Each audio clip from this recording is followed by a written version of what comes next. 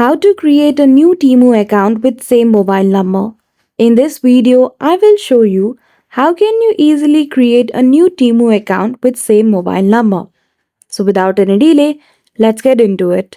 For that, firstly open the Temu application in your mobile device.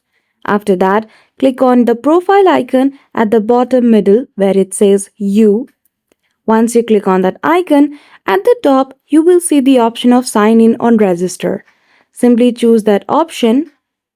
Then after, you need to enter your email or mobile number. I'm entering an email here. After you're done entering your details, simply click on continue. After that, create a new password. After you confirm your password for your new account, simply click on register. And that's it. Now, you can also continue with Google if you want to create a new account. So, if you want, you can use same phone number because Temu application provides a limit for you to use the same mobile number to create different accounts. But for verification issue, you might want to use different email. So that's it.